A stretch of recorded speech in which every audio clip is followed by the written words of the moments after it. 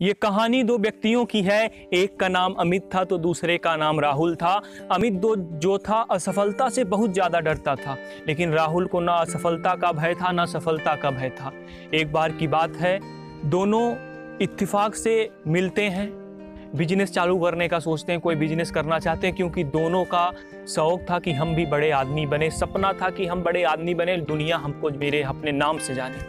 तो क्या होता है, जो अमित था वो असफलता से बहुत डरता था, इसलिए वो लोगों से राय मुशावरा लेता था। वो जाता है, लोगों से पास पूछता है कि मैं ये काम करने जा रहा हूँ, क्या मुझे ये सही होगा कि नहीं होगा।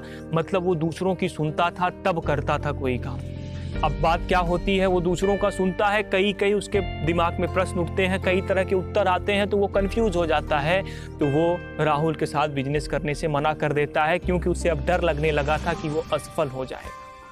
लेकिन राहुल जो कि असफलता या सफलता से नहीं डरता था, वो ना किसी से राय लेता है ना किसी से मुशावरा लेता है, केवल माता पिता के आशीर्वाद से अपने बिजनेस को शुरू कर देता है। अब क्या होता है, कुछ दिन उसका बिजनेस बढ़िया चलता है, लेकिन वो जितना पैसा लगाया रहता है उतना तो वो पा जाता है। लेकिन क्या होता है कि एक हादसे में उसकी पूरी कंपनी तबाह हो जाती है, मतलब वो पूरी तरह से असफल हो जाता है।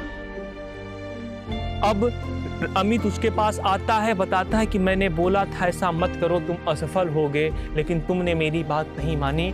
राहुल को कोई दिक्कत नहीं हुई, वो बोला कोई बात नहीं, जो होता है अच्छा होता है, क्योंकि मन का होता है तो अच्छा होगा, और जो मन का नहीं होगा वो मेरा प्रभु चाहेगा, और प्रभु मेरे अपने बच्चों का कभी बुरा नहीं चाहेगा।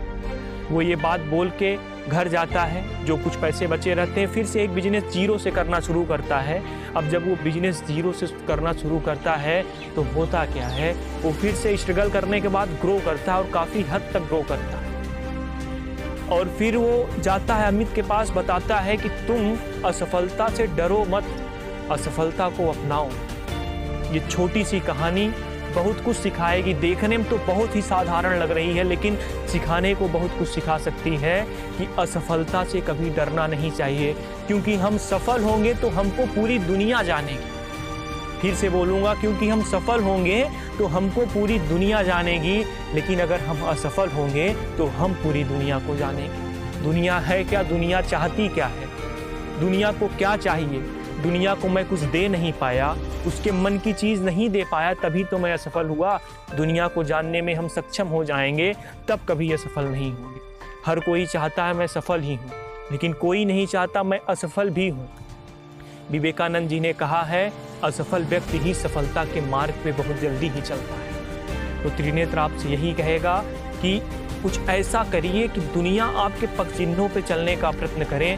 अंत में दो ही बातें कहूँगा कि हमेशा अपने दिल की सुनो, किसी दूसरों की ना सुनो, क्योंकि दुनिया की जो सुनता है वो अपने पहले नियम को भूल जाता है। दुनिया का अर्थ है दूसरे नियमों वाला। अगर आप दूसरे नियम को अपनाएंगे तो आप अपने पहले नियम को भूल जाएंगे।